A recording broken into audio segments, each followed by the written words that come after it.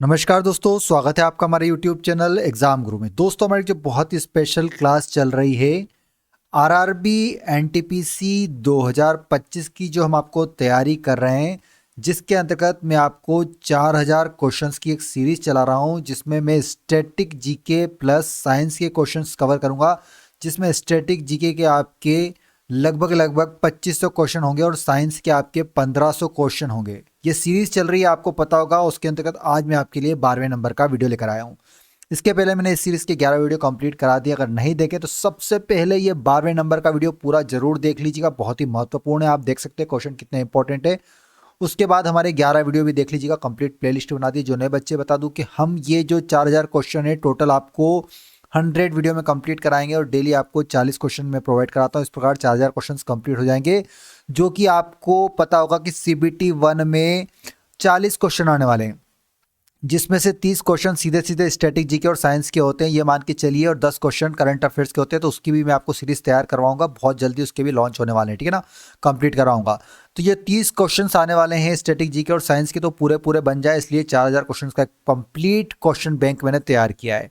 तो ये मान के चलिए कि जिस बच्चे ने इस सीरीज को अच्छे से फॉलो कर लिया, उसके 40 में से 30 नंबर तो पूरे पक गए और 10 नंबर करंट अफेयर्स आ जाएंगे। मतलब 40 में से 40 नंबर आप ला सकते हैं अगर आपने अच्छे से फॉलो कर लिया। इसलिए हमारे चैनल के साथ जुड़े रहिएगा, सब्सक्राइब करके बेल आइकन दबा लें और वीडियो को लाइक कर दें। अगर आपको ये सीरीज पसंद आ रही है, एक लाइक कर दीजिए। और नेक्स्ट जो भी करंट अफेयर्स की क्लास, करंट अफेयर्स की जो 2 से 3000 क्वेश्चन लाने वाला हूँ, जो कि मैं आपको जनवरी 2024 से लगाकर तो मार्च या फिर अप्रैल, जब भी आपका एग्जाम होगा 2025 में, तब तक के करंट अफेयर्स 15 से 16 महीने के कंप्लीट करा दूंगा। तो ये भी बहुत ही इंपॉर्टेंट सीरीज आएगी, जो आपके 10 नंबर पका देगी। इस प्रकार 40 में से 40 नंबर लाने से आपको कोई भी रोक नहीं सकता। तो बहुत ही महत्वपूर्ण ये सीरीज है। तो जो बच्चे जीके जीएस और करंट अफेयर्स, रेलवे, एनटीपीसी में नंबर लाना चाहते हैं पूरे, वो हमारे चैनल को फॉलो कर लें और सीरीज को जरूर फॉलो करें। तो चलिए आज का हमारा 12वें नंबर का वीडियो स्टार्ट करते हैं। और प्लीज कमेंट बॉक्स में आपका जो भी डाउट है एनटीपीसी एग्जाम को रिलेटेड, वो कमेंट बॉक्स में पूछ लीजिएगा। साथ साथ हर क्वेश्चन का आंसर कमेंट बॉक्स में देने की कोशिश कीजिए और जरूर बताइए कि आखिरी में 40 में से आपको कितने क्वेश्चंस के आंसर पता थे।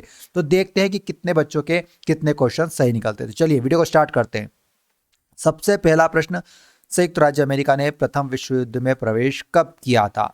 तो जो संयुक्त राज्य अमेरिका है दोस्तों, यूएसए, उसने प्रथम विश्व युद्ध में प्रवेश किया था 6 अप्रैल 1917 को। कब किया था? 6 अप्रैल 1917 को। 14 से 18 में चला था ये युद्ध, ठीक है ना, 1914 से 19।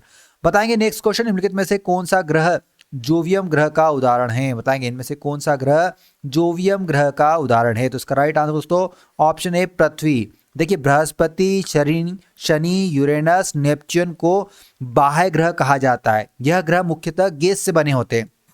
इनका आकार भौमिक ग्रहों से अपेक्षाकृत बड़ा है, ठीक है ना। इनका वायुमंडल काफी घना और हीलियम युक्त होता है। इसका राइट आंसर क्या होगा दोस्तों? जेवियम ग्रह किसको कहा जाता है? ऑप्शन ए पृथ्वी ग्रह। और मैंने आपको बुध, शुक्र, शनि के बारे में भी बताया। चलिए बताएंगे दोस्तों नेक्स्ट क्वेश्चन की ओर चलते हैं। अगला प्रश्न स्क्रीन पर बताएंगे, रूसी क्रांति का नेतृत्व किसने किया था? तो रूसी क्रांति दोस्तों, उसका नेतृत्व किया था बाल्शेविकों ने। किसने किया था? बाल्शेविकों ने। Option B is right answer. चलिए नेक्स्ट क्वेश्चन है दोस्तों स्क्रीन पर, निम्नलिखित में से कौन सा क्षारीय ऑक्साइड, इनमें से कौन सा क्षारीय ऑक्साइड की श्रेणी में आता है? तो इसका राइट आंसर है ऑप्शन बी Na2O, जो कि एक क्षारीय ऑक्साइड की श्रेणी में आता है। अगला प्रश्न स्क्रीन पर देखेंगे दोस्तों। नेक्स्ट क्वेश्चन स्क्रीन पर, जड़ में पार्श्व जड़ों से निकलने का स्थान बताएंगे। जड़ में पार्श्व जड़ों से निकलने का स्थान क्या होता है? तो इसका राइट आंसर तो परिरंभ होता है। क्या होता है? परिरंभ। ऑप्शन डी राइट आंसर, परिरंभ।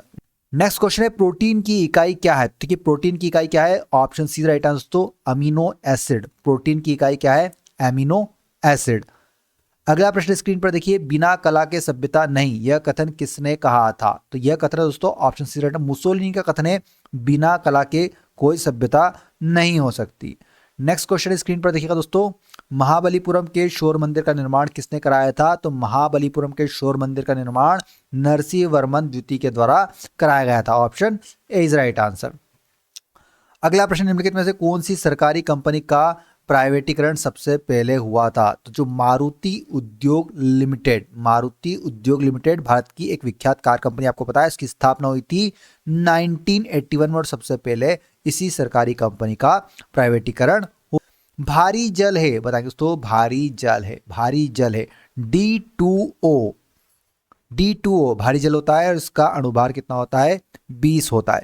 नेक्स्ट क्वेश्चन है, निम्नलिखित में से कौन सा राज्य पश्चिम घाट का हिस्सा नहीं है, इनमें से कौन सा राज्य पश्चिमी घाट का हिस्सा नहीं है, तो इसका राइट आंसर दोस्तों आंध्र प्रदेश। पश्चिमी घाट में कौन कौन आते हैं, गुजरात, महाराष्ट्र, गोवा, कर्नाटक, केरल, तमिलनाडु, आंध्र प्रदेश नहीं आता, तो option C right answer Andhra Pradesh. Next question screen पर, पूंजीवाद लेसेज फेयर सिस्टम पर आधारित है, लेसेज फेयर सिस्टम क्या है, तो ये होता है दोस्तों कोई सरकारी हस्तक्षेप नहीं।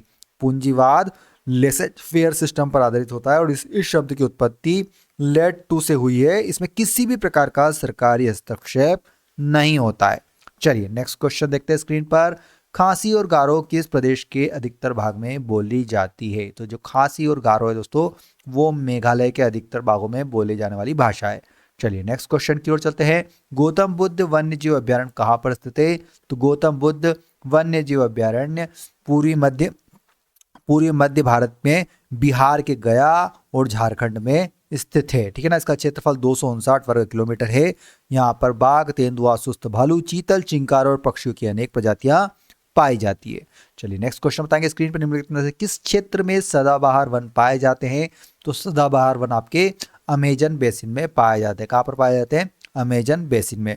अमेजन बेसिन दक्षिण अमेरिका में स्थित है। इस क्षेत्र में अमेजन नदी बहती है। इस क्षेत्र में विश्व का सबसे बड़ा वर्षावन स्थित है, लगभग 55 लाख वर्ग किलोमीटर क्षेत्र में फैला हुआ है। चलिए दोस्तों नेक्स्ट क्वेश्चन की ओर चलते हैं। अगला प्रश्न है, किस चोल राजा को कन्नगी से जुड़ी किंवदंतियों के लिए जाना जाता है, तो कौन सा चेर राजा है, तो इसका राइट आंसर दोस्तों सेंगुत्तवन। सेंगुत्तवन ने कन्नगी का मंदिर भी बनवाया था और उसे लाल चेर भी कहा जाता था। नेक्स्ट क्वेश्चन है, नागनाथ की रचना किसने की, नागनाथ की रचना किसने की, तो यह हर्षवर्धन के द्वारा की गई। नागनाथ नामक प्रसिद्ध पुस्तक की रचना हर्षवर्धन ने की। हर्षवर्धन वंश का राजा था जिसने 606 ईस्वी से 647 ईस्वी तक राज्य किया। हर्ष स्वयं एक विद्वान व्यक्ति था। नागनाथ बौद्ध धर्म में काफी प्रसिद्ध है। चलिए नेक्स्ट क्वेश्चन की ओर चलते हैं।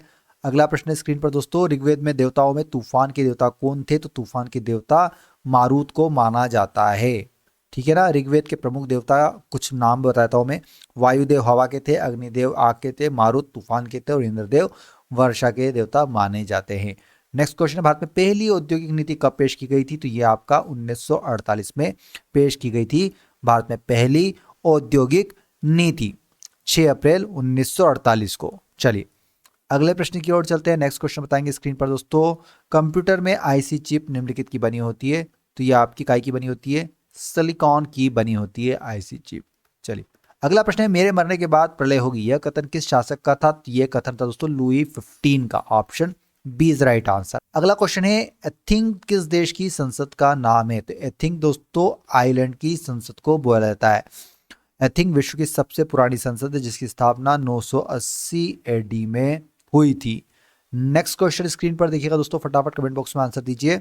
जब एटीपी का परिवर्तन एडीपी में होता है तो टो उत्पन्न होता है, तो क्या उत्पन्न होता है, ऊर्जा, एनर्जी। एटीपी को एडीपी में बदलने पर एनर्जी उत्पन्न होती है। नेक्स्ट क्वेश्चन है स्क्रीन पर, 1 म्यू मीटर इक्वल टू कितने सेंटीमीटर होता है, तो 10⁻⁻6। एक माइक्रोन मीटर 10⁻⁻6 मीटर के बराबर होता है। चलिए नेक्स्ट क्वेश्चन की ओर चलते हैं दोस्तों। अगला प्रश्न है स्क्रीन पर, भारत का सबसे बड़ा वन्य जीव अभ्यारण्य कौन सा है, तो ये दोस्तों आपका भारतीय जंगली गधा अभ्यारण्य, जो कि कहाँ पर, गुजरात में स्थित है, जो कि भारत का सबसे बड़ा वन्य जीव अभ्यारण्य है। नेक्स्ट क्वेश्चन है दोस्तों स्क्रीन पर, निम्नलिखित में से यूरोप का सबसे ऊंचा पर्वत कौन सा है, तो सबसे ऊंचा पर्वत यूरोप का माउंट एल्ब्रूस। माउंट एल्ब्रूस दक्षिणी रूस में काकेशस पर्वत श्रेणी में स्थित है। ये यूरोप महाद्वीप का सबसे ऊंचा पर्वत है। माउंट एल्ब्रूस की समुद्र तल से ऊंचाई 5642 मीटर है।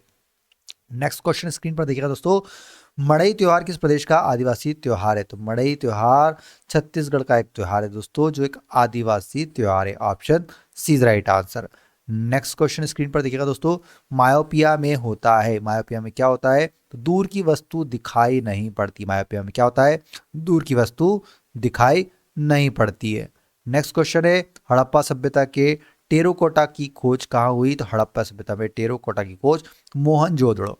कहाँ पर हुई? मोहनजोदड़ो। मोहनजोदड़ो हड़प्पा सभ्यता का एक प्राचीन क्षेत्र है दोस्तों, जिसका अर्थ है मृतकों का टीला। आग में पक्की मिट्टी को टेरिकोटा कहा जाता था। चलिए अगले प्रश्न की ओर चलते, स्क्रीन पर बताएंगे राजीव गांधी की हत्या किस वर्ष की गई थी? तो ये दोस्तों 1991 में, 21 मई 1991 को तमिलनाडु के श्री पेरुबुंदूर में की गई थी, जिसकी उनकी हत्या आत्मघाती बम विस्फोट द्वारा की गई थी, जिसमें 14 अन्य लोगों की भी मृत्यु हुई थी। नेक्स्ट क्वेश्चन स्क्रीन पर देखिए दोस्तों, फटाफट कमेंट बॉक्स में आंसर बताइए। संयुक्त राष्ट्र शब्द किसने गढ़ा था? तो ये रूजवेल्ट ने दिया था। संयुक्त राष्ट्र शब्द किसने दिया था? रूजवेल्ट ने। अगला प्रश्न स्क्रीन पर देखिएगा दोस्तों, नेक्स्ट क्वेश्चन बताएंगे स्क्रीन पर। निम्नलिखित में से कौन सी फसल भूमध्य रेखीय फसल है? तो कौन सी फसल है भूमध्य रेखीय? केला।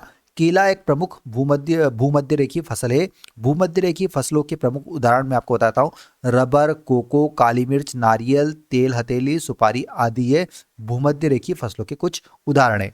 आईआईएफसी की स्थापना कब हुई थी? तो India infrastructure finance company limited की स्थापना 5 जनवरी सन 2006 में हुई थी। तो मतलब ऑप्शन डी इस क्वेश्चन का राइट आंसर हो जाएगा। नेक्स्ट क्वेश्चन, हरे पत्ते वाला पौधा लाल प्रकाश में देखने पर कैसा दिखाई देगा? तो यह दोस्तों काला दिखाई देता है। किस प्रकार का दिखाई देता है? काला दिखाई देता है। नेक्स्ट क्वेश्चन, पहली बार परमाणु बम कहाँ गिराया गया था? तो पहली बार परमाणु बम हिरोशिमा में गिराया गया था। हिरोशिमा और नागासाकी में आपको पता होगा कि परमाणु बम सबसे पहले वहीं पर गिराए गए थे। तो दोस्तों आज का हमारा ये वीडियो कंप्लीट हो गया। हमने आपको 40 एमसीक्यू बता दिए। अगर जिसने हमारे पुराने 11 वीडियो नहीं देखे तो यहाँ से आई के बटन से देख लीजिएगा, और एक लाइक वीडियो को जाने से पहले कर दीजिए, और चैनल को सब्सक्राइब कर लीजिए। और जो नए बच्चे आए मैं उनको बता दूं कि हमारे चैनल पर रेलवे एनटीपीसी 2025 का कंप्लीट तैयारी कराई जा रही है। पूरे जीके, जीएस, करंट अफेयर्स, साथ में मैथ्स और रीजनिंग के मॉडल पेपर भी बहुत जल्दी चालू होने वाले। वीडियो देखने के बहुत बहुत धन्यवाद। जय हिंद, भारत, वंदे मातरम।